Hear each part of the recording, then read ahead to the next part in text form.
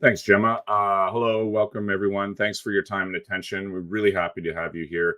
I'm pleased to be joined here by Matthew Ford, who's a dev manager at Guestline. Welcome, Matthew. Thanks for joining us. We really appreciate it.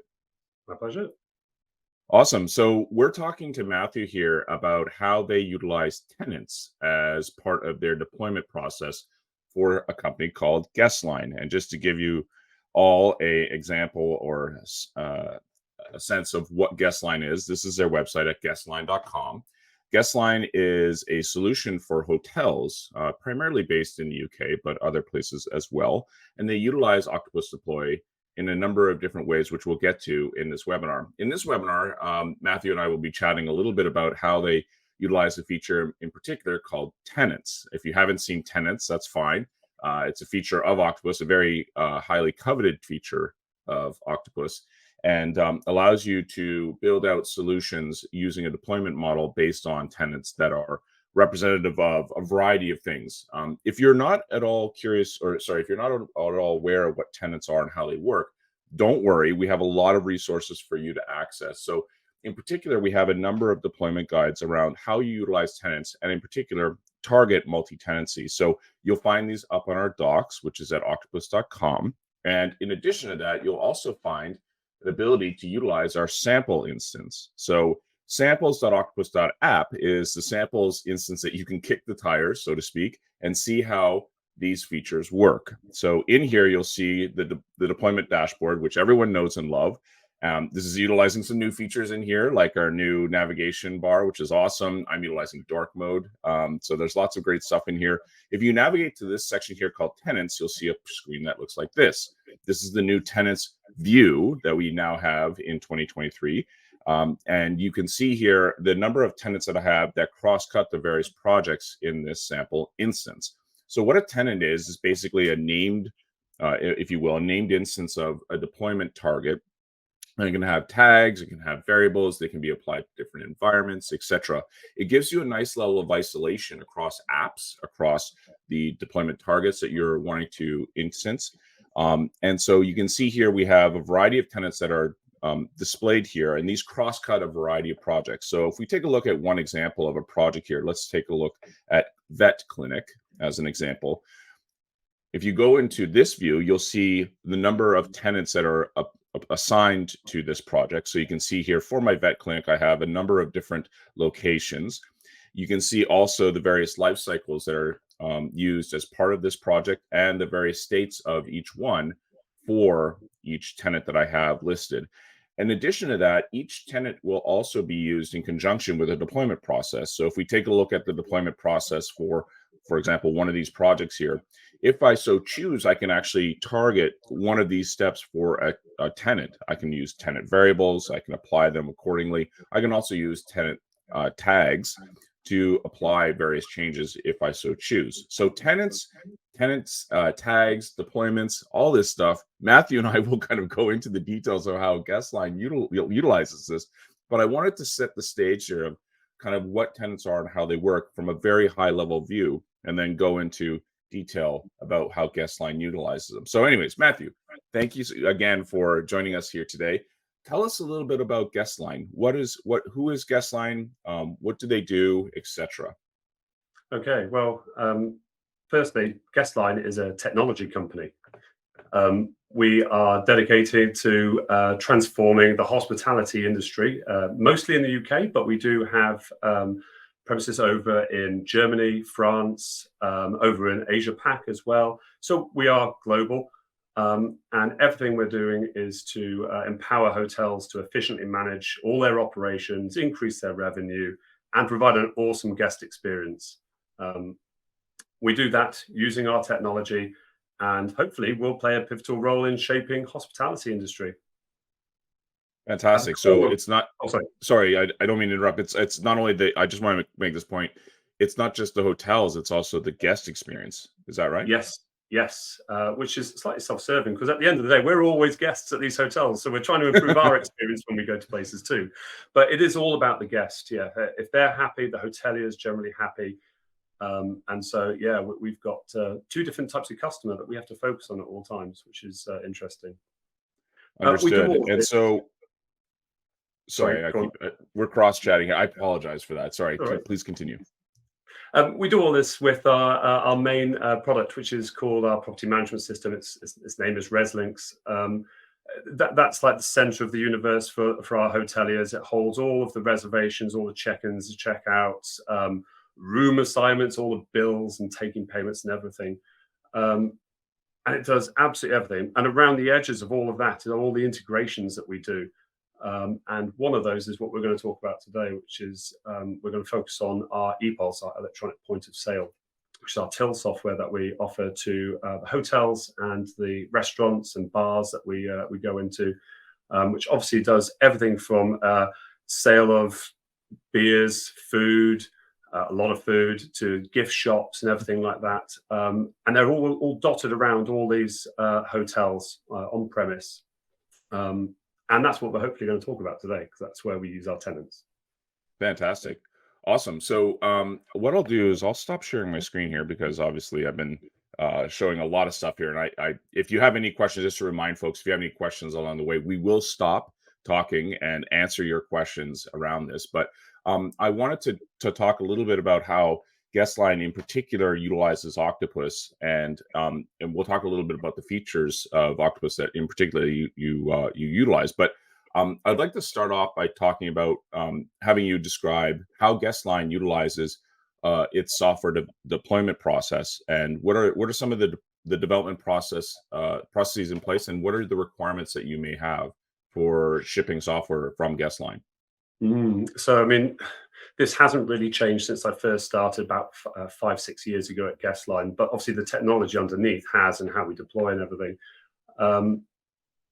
It's really interesting that we've got, I think it's about 800 customers out there that we have to manage all of their computers, their hardware, to get our software onto these things. And we need to do it in a really efficient manner that support our support staff as well, who obviously have to deal with any problems on a daily basis. The interesting part comes that when I first started 5-6 years ago, this was all manual. We wanted to get new versions out there, but we just didn't have the time to do it. But we really want to deliver on a weekly or bi-weekly basis to get the next best feature and bug fix out there for all our customers, and obviously maintain that customer satisfaction. So doing all of that it's really important that you harness the technology. And way back when, that was a bit of a problem for us, because it's all manual. We were pretty much copying and pasting new installs onto customer machines, and that was one by one by one by one. It can take hours to get a connection to that machine in the first place. So it was manned, and you couldn't do anything out of hours, because that's when they shut things down. And I guess there's some interesting requirements around that as well, because hotels aren't constant under they're kind of like, they spike in terms of activities, in terms of the software usage. Is that right? Definitely, yeah. So there's obviously some exceptions, but clearly it goes through a breakfast, lunch, and supper cycle. So you've got very defined windows where they're chock-a-block. They don't want to be doing any updates or anything like that.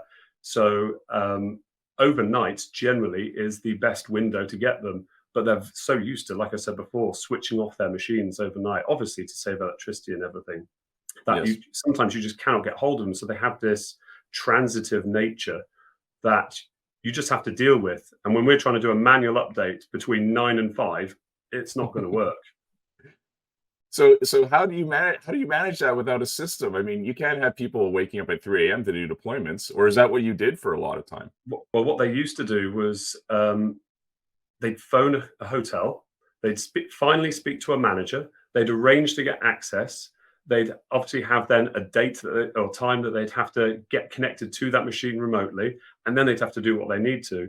And if anything goes wrong in that time, you've got a very specific window where you have to do it, or you have to get off the box and let them get on with the next service. So it was highly pressurized, and it did lead to a lot of times that to get access to a machine, it could take days, and I've seen even weeks, trying to get in communication with a specific person to get that access. It was a pain. So I guess this answers one of the questions I think I had in the back of my head, which was, what is the motivation that you had for adopting Octopus Deploy? And I can already tell already. It's like Yeah, we didn't want definitely. to Yeah. have to stay up till 3 a.m. to do deployments. Yeah, so yeah, I didn't want to do that, and neither did any other employee at Guestline either. But we wanted to go faster. We wanted to get stuff out the door quicker to make Right. sure that everybody gets the latest, greatest version. But we also had one eye on support, which is a massive factor here. When somebody rings up and they're on a version that's 2 years old, because we just didn't have the time to go back and upgrade them, or all the shenanigans with trying to arrange it, it just fell through. And so we had, I don't know how many versions were out there, but tens of versions, and support had to kind of support all of them. And for us, if we said, "Oh, that is a bug fix," they'd have to then install the latest version, and that might have to get scheduled in, and that takes days and painful. So for us to go faster and get releases out there, we had to do something about it. This actually came uh, straight to the foreground with us because a few years back, some people might relate to this. TLS 1.2 was a big thing, and everybody had to upgrade to use TLS 1.2, or sometimes you just get completely cut off. And we were one of those. We've got our EPOS system, which connects over to our PMS, so you can post bills onto rooms, and that's a highly prized feature of ours. And suddenly we've got TLS 1.2, and we have to go over every machine and make sure that it is working with it, and in some cases actually installing 1.2 into Windows and then enabling it as the default. So we had a backlog of thousands of machines that somebody would have to dial into and make the change. Wow. So at that point, we did a little bit of working out that how long would Yep. it take for us to do it per site, and this is where some numbers came into it, and this was part of the business plan for it, that it would take 3.5 hours per customer to go and fix an issue. So that could be one Oof. bug fix, TLS 1.2, or a new Yeah. feature that everyone's crying out for. Doesn't matter. 3.5 hours per customer. We then got 800 customers, so that's 2,800 hours, which then works out to 350 man days. And that's if you're working 8 hours every single day, which clearly is really bad for one patch release. You're basically paying an engineer's wage, a support engineer, just to do that for that one release. So Yeah. we have a huge problem there. Yeah. Like I said, we realized it with TLS 1.2. And yeah, we got going. It was a no-brainer. I see. So So you were looking at Octopus as a solution for, I guess, helping around this challenge that you had, which is deployments. yeah, And on scale. and tell I want to ask a little bit about the early days. If you don't, if like I'm curious, like how was the transition? I mean, obviously when you move towards automation, there's a little bit of apprehension sometimes, right? Because you're like, oh, this is not the next finished Mm, experience that I'm used to. But yeah, when you started automating, I guess it was slow at first and then all at once, meaning you start mapping out a deployment process, and then suddenly it's like we can deploy and automate everything. And so was yeah, it like that where you started definitely. slowly and then okay. Yeah. Well, what we didn't realize was the process for the installations is a little bit tailored to a customer, but it was also very tailored to the engineer that you got to do it. Every installation was slightly unique, because they all had their own ways of doing things and whatever. So we had an inconsistent process too, and that really grated against us because if we wanted a change to go out to everybody, but it was done in two different ways, it meant we had to support two different ways. Mm. Um, so that became a bit of a problem with it too. But we got going really quickly. I've used Octopus before, not for tenants and deploying customer software, but I knew of it at the time. So I got that going straight away. And we Mhm. started with our process, and we had like somewhere between 5 and 10 steps, and thought that the world was super simple and brilliant. And then realized that there were so many little like knobs and things you have to switch Yes, on in Windows and make sure you tweak just right. I think we've ended up at about 45 steps, something like that, that's not um, bad. which is quite a lot, especially when you're going down onto low spec machines. Right. Deployment's still pretty quick, which is really good. Right. Okay. So let's get into some of the nitty gritty here. So I'm curious to know, how does Guestline go about using Octopus to deploy its software? Hmm. So nowadays we are releasing on, well, whatever cycle we want. We can do a release any day, and we're pushing it out the door, hundreds every week. We can Okay. deploy to all of our customers within a week. We tend to err on the side of caution sometimes, and obviously we start doing, we'll do 2 customers tonight and make sure everything's fine, and then we go up to 8, and then we go up to 20, and so on and so forth. But it's really within our control, and that's the best thing about it. Um, well, actually, no, the best thing about it is I'm not up at 3 a.m. Actually, probably bring that in. Yes. It's every customer, and that's between a window of, I think it's 2 a.m. to 5 a.m. We deploy to loads and loads and loads, as many as we can fit in there. And one of the really good things about the scheduled deployments in Octopus is it's got a cutoff time. If it doesn't Yeah. start by that cutoff time, we're good. We're good. And that means nothing ever goes past 5 a.m. Nobody even notices it until they come in the morning, which is fantastic. That's the way you want it. That's Oh yeah, fantastic. deployments should be boring. So yeah, we Yes. get a green tick and we get on with our lives. Yeah, infrastructure software, you want it to be boring. You want it to just Yeah, work and work well. And it's one of those classic examples, like TLS, with security. People don't complain until something goes wrong. So you want mm, it to be boring. You want it to be methodical. So that's great. definitely. So you mentioned, you said, one of the title of this webinar is obviously how you save times using that for each release. Yeah. You mentioned on previous to this webinar, you had said that actually the number of hours saved is not 2,000. It's Yes. different than that. 2,800 hours. Yeah, it's a small Sorry, we typo, got that but number wrong. yeah, yeah, it's a lot better. Yeah. So explain to folks how you came up with that number. Obviously, it's based on the amount of time you would have to use to Yeah, basically it execute the just same. came from the Yeah, engineers. Yeah, I yeah. mean, if I gave you a completely fresh machine, how long would it take you? Um, and they were doing it every day. We have a professional services department, and engineers are doing this on a daily basis. So they knew the pain they were suffering. And nowadays, they're doing multiple deployments a day remotely, sometimes even overnight when the customer's obviously not using it and we're just upgrading them. But it's, yeah, a breeze for them. They do so much more. All right, well, let's take a look. So you've got a slide, I believe, that you can share So, that talks a little bit about how you model a deployment process with Octopus. So we're going to just have Matthew share a screen here, and we'll just talk to how this is going. This is me tap dancing as you're sharing your screen here, Matthew. So apologies for that. But so Matthew's come up with a slide here that talks a little there we bit go. about how Guestline will model a deployment Yeah, process. and I think that's probably the biggest barrier people have. How do tenants help me? What is a tenant? It's quite generic, isn't it? And whatever you want it to be. But for Yep. us, it's quite simple. We've got groups of customers. Each customer has sites, so site A, B, and C. Very, very simple. And then we've got machines that we need to deploy to, and they can be lovely hardwired SQL Server boxes, great desktops as well. They're great. They're Yep. wired usually. And then we've got Mhm. horrible tablets, which are old, usually on Wi-Fi, and very transitive. And most sites are very similar to the setup you see here. I think we average about five and a half machines per site. So that they're all very similar. And so we're looking at this and how do we model this against Octopus? What is everything? And it's quite simple. Oh, sorry, I'm going to go to statistics first. We've got about Mm. 200 groups, about 800 sites, and about 5,000 machines out there. Okay, Mm.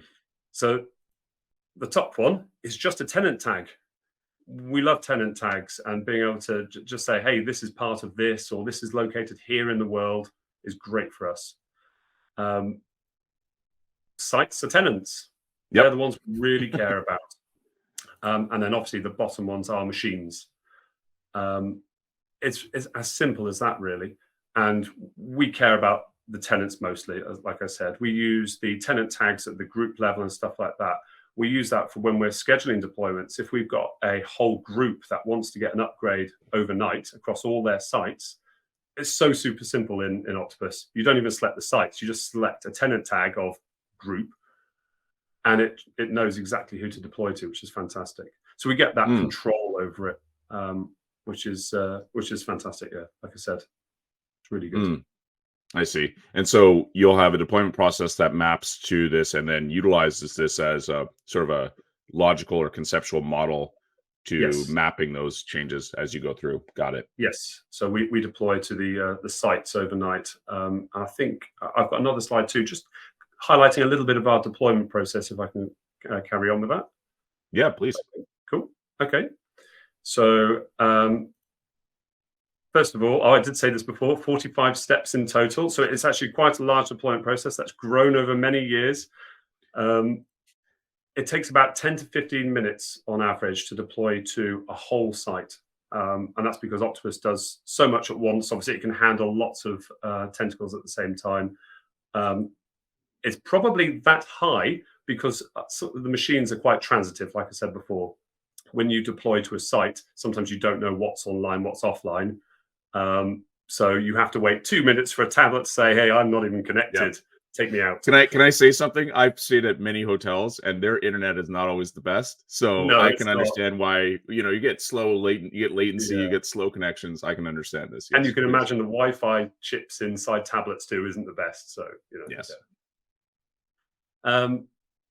So part of those 45 steps, that's a mix of the local software deployments that we do, but it's also cloud assets. We've got quite a large Right. cloud part to us now. So we're setting up things up in the cloud to make sure that it's obviously all ready for us and everything. So it is a mix, which is, again, one of the strengths of Octopus, that we can do stuff I like won't get into specific, but I'm just curious, are you a single vendor or are you multi-cloud? that. Single vendor, we're predominantly Azure. Okay, there you go. So yeah, super easy to work in Azure or AWS. I've done both of those in Octopus. They're fantastic. Uh, so of all of those deployments, we actually deploy 10 applications. We do break our EPOS up into smaller parts, but we're setting up those 10 applications to obviously work as we want them to be. It also includes a local database upgrade. So we keep a small SQL box. I alluded to that with a SQL Server before. Yes. So there is a bit of time waiting for that SQL database to upgrade. So we use DAC packs for that and making sure it's in the right state. Right. Yep. Each task can be long running. It's very hardware dependent. I've moaned about the Yes. Wi-Fi. I can moan about hardware. Some of the hardware Yes. is a decade old. Yeah. So I think we've only just got over Windows 7. So Oh, that tells you probably how man. old some of the stuff is. I had a bit of a moment there. I thought you were going to say XP, but okay, that's fair. No, thankfully not. But Windows 7 isn't far behind. And No, it isn't. 32-bit No. machines. I thought they were gone as Okay. well, but all of these are scheduled overnight between 1 and 5 a.m., like I said before, and we take it in chunks. We don't try and deploy to 800 overnight. We're not crazy. I've mentioned this already. No tenant has all their machines on all the time. It's like the dream. One day somebody will do it, but they always switch off their machine. The worst is when they ask for an upgrade and then the machine is off, and it's just like, we're not magic, Yes. We can't So, wake up yeah. machines. I'm sorry. Yes. It's one of the big pros of Octopus as well, is the transit machines just come in and out of the deployments as we want, really, so we can handle that, which is great. For us, the server is crucial. If the SQL box is online, we go ahead with the deployment. Anything else can catch up later, and we use the auto deploys in Octopus as well, so that when it does come back online, it broadcasts it and it gets that update pushed down to it. We've also got some abilities within our application to do that as well. And that utilizes Octopus's API, which is great. As a developer, I love having an API that I can mess around with and do whatever I want. And we've kind of built it into our app that it can call Octopus and call down an update just in case it hasn't happened already. Now, What's interesting about this? Sorry, Oh, I apologize for interrupting again. You mentioned 45 steps. That's not the largest amount I've ever seen. I've seen over 100 steps in a deployment process, so I wouldn't feel bad about 45. No. We're always looking to cut it down, though. It's we're like penny pinching here and there. But the Okay. deployment time is crucial to us. So 10 to 15 minutes is really good. We're very happy with that. This is all obviously to do with our app and getting the app actually on the machine. One of the things that we kind of didn't expect, or I didn't expect probably when I first started doing this, was how much we rely on that machine to be in the right state to begin with. So we also started a desired state project that we can deploy down to a machine and get it into the correct state for our application to work. And that can do many things. So there are 8 things that we always deploy down. It allows those engineers and remote setup prerequisites to go down well before our application does, or in the instance of something goes wrong, maybe you can run these things. So we installed .NET, PowerShell, SQL Server. We set up firewall ports, even third-party apps, some Microsoft products to do with point-of-sale software. We do all that remotely, which again used to be a manual job. Someone would have the MSI somewhere, and you have to go and ask them for it, and then it would go down onto the machine. It was a pain to do. This just eliminated all those problems. And doing it all from within Octopus meant it was all audited. We knew exactly what happened and when it went wrong and everything, which was great. And from a support point of view, that can be run at any time. So if somebody says, oh, somehow I've lost my SQL Server, I need it reinstalling, it was super simple. You don't have to wait for that horrible next install, which I think I come onto on one of the, yeah, there we go. Saves hours of boring install time with next installs, waiting for it to go through. It did save some of that, the downtime almost, where you think you have to spin plates to put them all together almost, which was really good. On top of that, runbooks is a massive thing for us. Okay. I did add this just at the last minute. We've got 50 plus runbooks that stop support having to go onto that machine just to, I think, restart a Windows service. I mean, that was a really common one where Windows didn't start a Windows service when it rebooted. Thanks, Microsoft. Now we've got a runbook that they just go to and they run it so quickly and it gets the customer back up and running really quickly. So it's a win-win for us.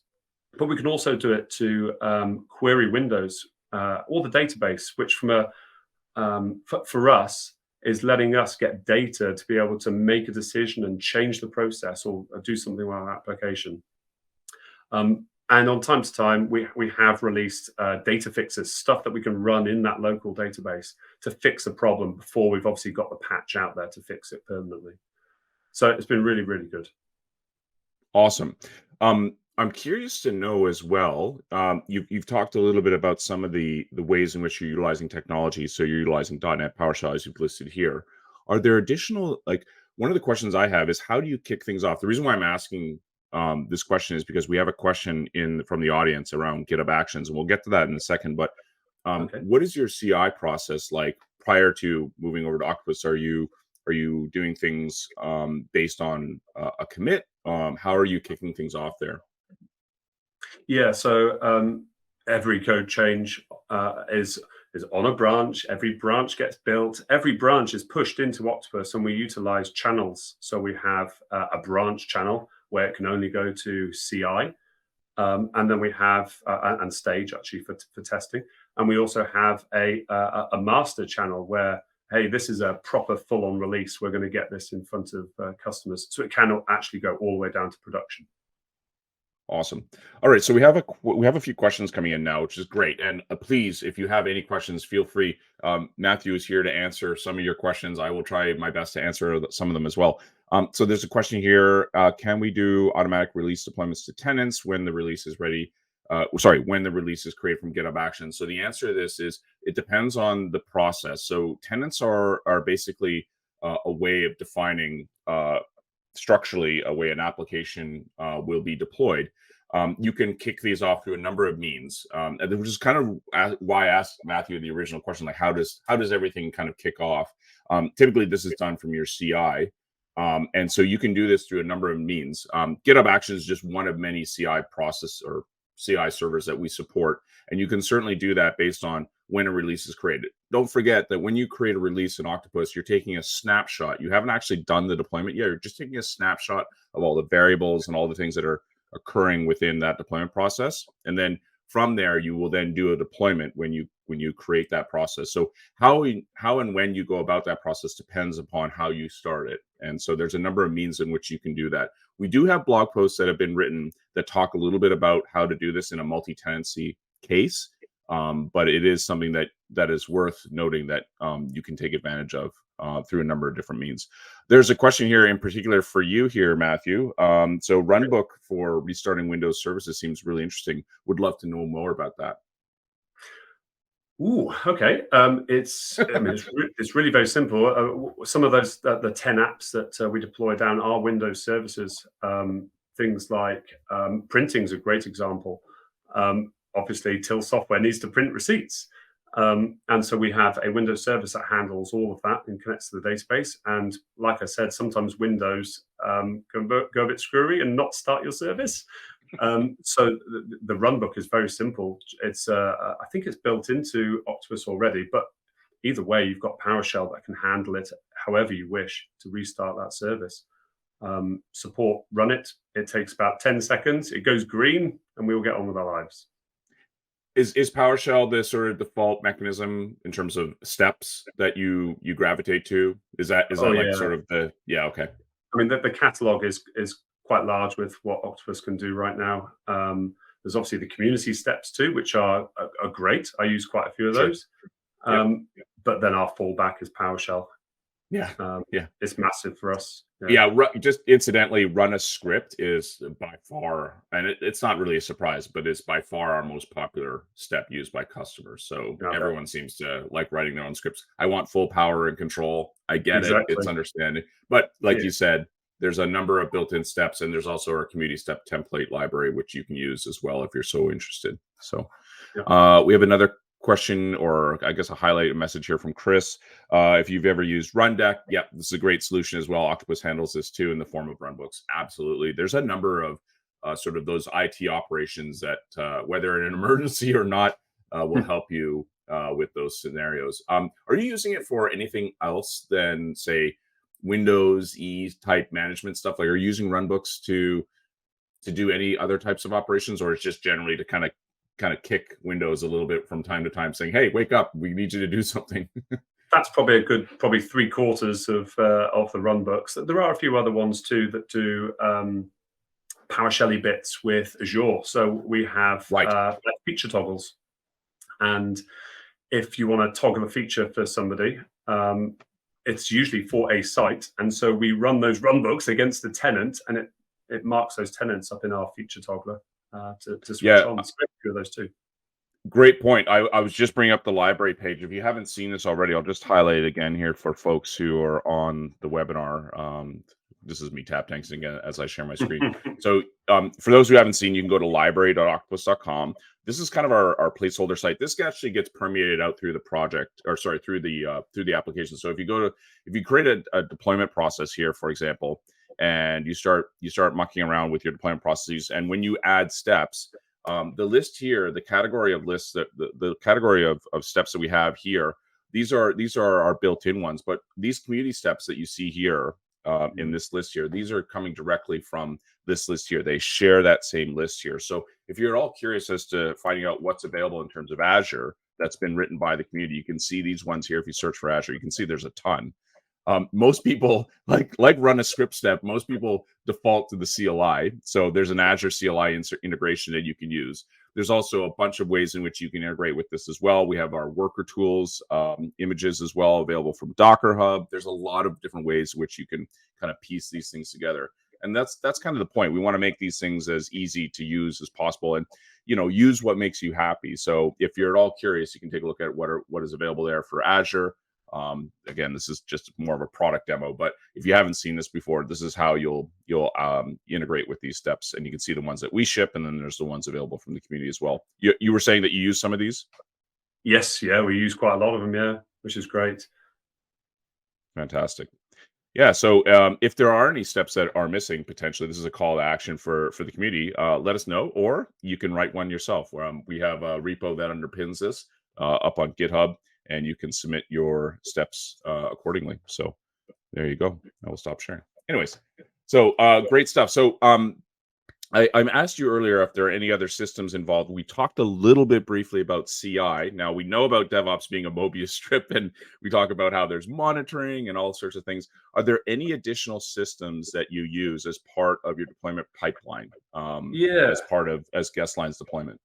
So part of the pipeline, it's one that's quite often overlooked, but it's quite powerful for us, is the final step, step number 45, is calling across to our CRM and updating Oh, our customer over in CRM with what version somebody's on. You'd think that's actually nice. quite a small thing, and why don't they just go to Octopus? But most of the business probably don't even know what Octopus is. But they look in No. CRM. When somebody picks up the phone and speaks to a customer, they can see what version they're on straight away. Um, and that's just simple PowerShell calling over to a CRM, authenticating and updating the version in there. It's little bits like that that really round Yes. off the whole process. Yes. Incidentally, this is again another anecdote, but one of the things that most people will do is they'll update Slack or Teams as well. So you mentioned CRM Yeah, as a means of notifying customers. A lot of folks use our Slack and Team integration for notifying, hey, the deployment is now available. yeah, It's here. Here's the version. I think it's called Notify up on our community step template library. A lot of folks use that, like a lot. So that's great. Is there anything else in terms of do you do anything around do you use anything around like monitoring, like if after the deployment has been achieved, for example, for various tenants? yeah. So not really from within Octopus, but we use application No. insights and ensure that obviously helps us Gotcha. understand how the customer's using it. Um, Yes. I think one thing to call out probably is not just the stuff you can do within the process, but it's also because of the APIs that Octopus have, we've managed to build out things like Power BI reports that can show exactly what has happened throughout history, really, with a tenant, with a site or tenant in Octopus. And that's really powerful. Understanding, from a group perspective, what versions of the site's on. When one complains and the other doesn't, sometimes the version can tell us the answer. Oh, well, they're miles behind. Let's get them up to date. And those APIs are fantastic. It's great that you mentioned that because an Octopus insider by the name of Jeff Taylor actually wrote a blog post Okay. back in the day about how you can create a Power BI report. We have an endpoint that you can target. It's called /XML, and you can use that for driving the underpinnings of this. But you can create these really cool looking reports. And this was one that what Jeff and his company used for this. I would imagine you have something similar to this. Something very similar. Yeah. Awesome. And so if you're at all curious, you can check out his blog post, which is still available. It's dated 2020, but I think the information is still relevant. So he talks about Sure it is. how they create these charts, and I believe they target the XML endpoint for this. I do know that if you're interested in utilizing a different solution, like say Grafana, we have a data source integration with Grafana. Grafana is a great tool for visualizing this type of data as well. You don't have to use Power BI, but there's a lot of different means in which you can use to get access to this data. We have another question here that's come in. So is it possible to use Octopus to manage users and role permissions? Usually this is done manually. Is it possible to automate this with Octopus? I'm not sure if the question here is particular to your users, meaning Guestline's users and role permissions. Do Yeah. you use let's answer that, ask that question first. Do you use it for the types of roles and users you have in Guestline? We don't. Okay. There have been previous projects that we have had to do little bits like that, like creating a Windows user on a machine and making sure it's part of a certain group. It all works. It's just commands that you have to give to Windows. Yes. And Tentacle generally, especially on default, runs as the local service, so usually has enough permissions to do what it needs. So it does Gotcha. work. Okay. Yeah, it's interesting because most people, I wouldn't say most, a lot of folks will use application users and roles as opposed to Windows users and roles. But I guess sometimes it's advantageous to have that identity flow through. And Definitely. it's because I may log into an application I use if I'm a Guestline customer, I may log into a POS, EPOS, as you said, point of sale as a particular user like Jim, and then I want that identity to flow through to the back end. So I can understand why. But yeah, obviously you can utilize runbooks for managing those things if you wanted to. You could have that flow through.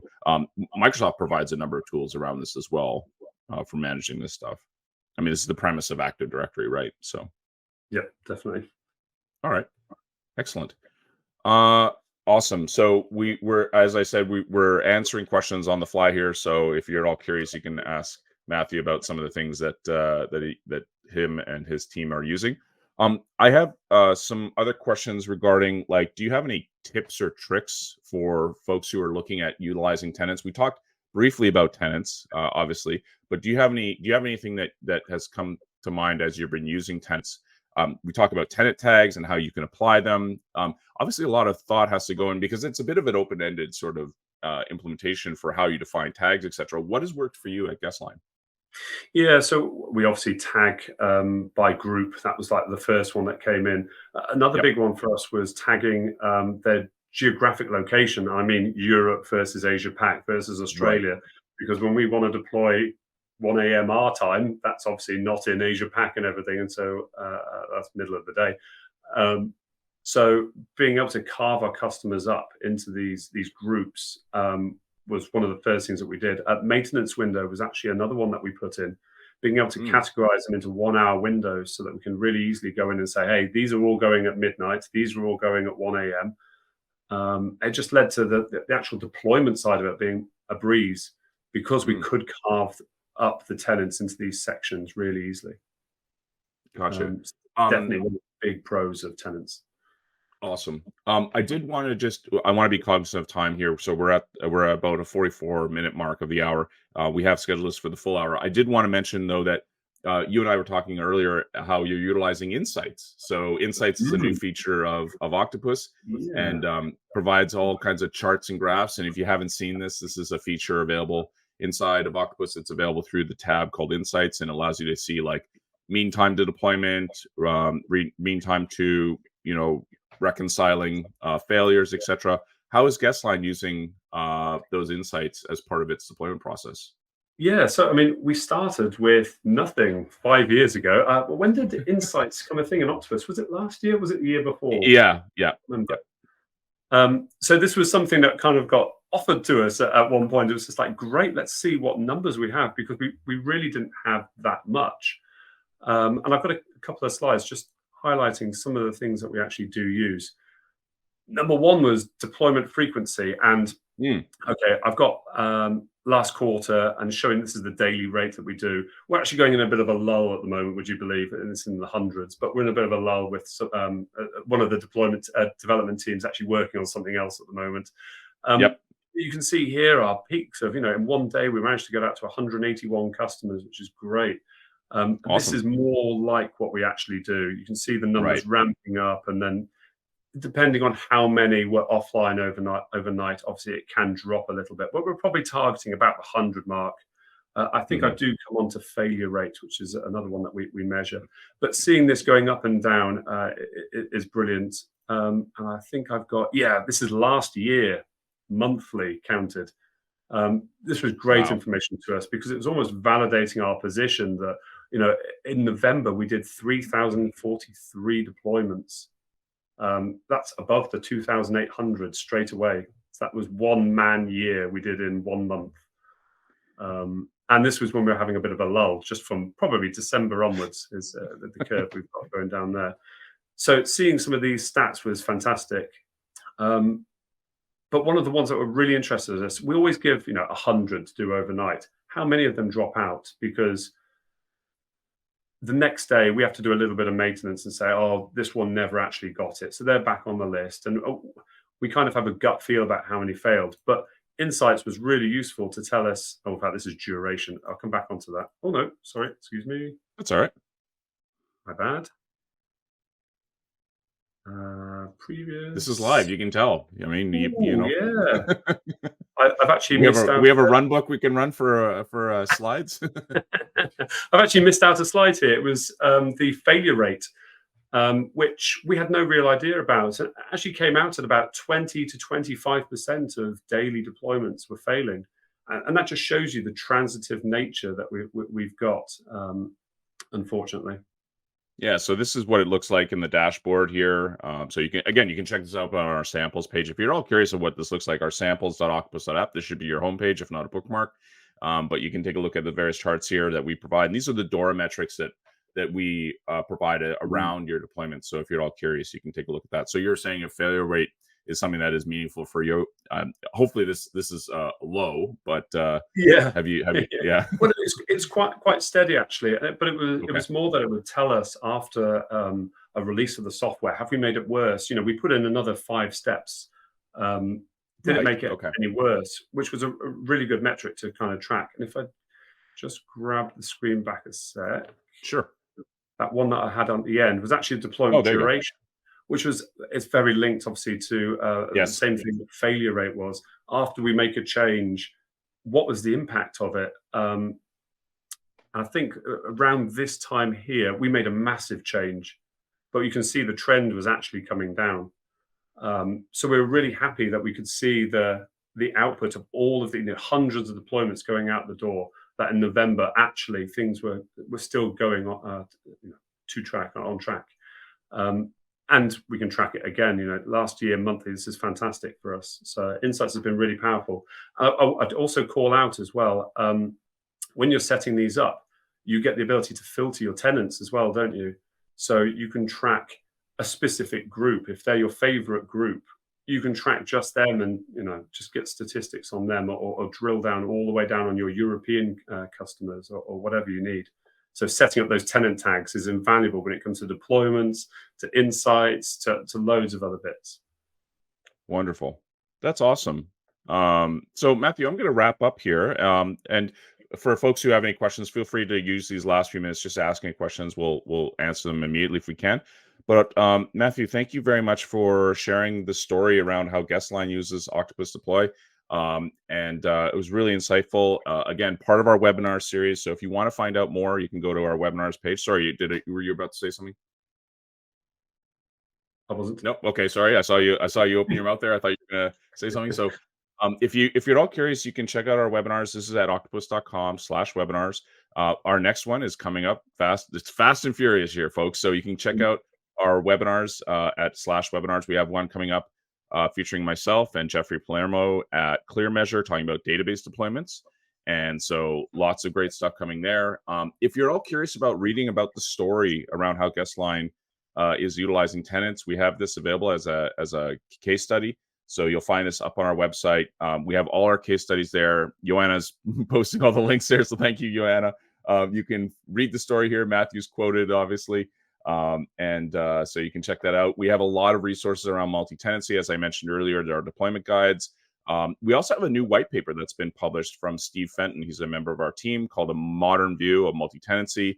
It's a PDF document. It's not too long, about 30 pages, which is kind of light for a white paper. But you can read about how multi-tenancy came to be. You can take a look at what you need to consider, et cetera, et cetera. So that is available up on our website as well. And if you're at all curious, you can check those things out. So some resources there, which is fantastic. And again, Matthew, thank you very much for sharing those with us. There are insights around how Guestline is using that. We have some time here just to highlight a few questions here. Let's go ahead and talk a little bit of any resource to use Octopus with Amazon EKS to stop-start worker pool nodes. We do have integration with Amazon EKS for Kubernetes clusters. A lot of this stuff will have to basically thunk to the CLI that's available for managing Kubernetes clusters. We provide those as part of the worker tools. We provide those as part of steps, so you can use them there if you so wish. Let's highlight another message here. Want to add, I used Rundeck for years, creating jobs for other team members to use. However, I find Octopus much easier to use. Hey, thanks. And create a job /runbook. It's a lot cleaner experience, in my opinion, and far easier to implement, which made the uptake a no-brainer. Thanks for the feedback, Chris. That's great. We have another question here. Do tenants have any functionality to restrict deploying changes to environments, like not allowing deployment to prod when it's already in test? Yes, that's part of the way that you'll define these things. So do you have any restrictions around this with Guestline?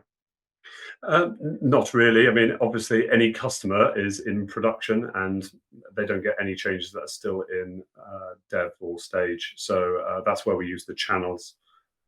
So we can restrict which packages can actually go up to production, but we also use the life cycles. Yes. So I was just about to highlight Mark's mention. Mark's a member of our team. He answered it in line here. I mentioned this. We're trying to go quite fast and furious here. So Mark mentions you can achieve this with life cycles, which he highlights here, which is awesome. You can have tenant specific life cycles by utilizing channels as well. Fantastic. All right. We have some other. I think that's it for the Q&A. All right. So we are. Hey, look at that. We're at 53 minutes past the hour. Hey, Matthew, I really appreciate you taking the time to join us. If you want to check out Matthew's story, that's available up on our website, as I said before. And yeah, thanks for joining us, Matthew. Really, really appreciate hearing the story around Guestline. My pleasure. Happy to help.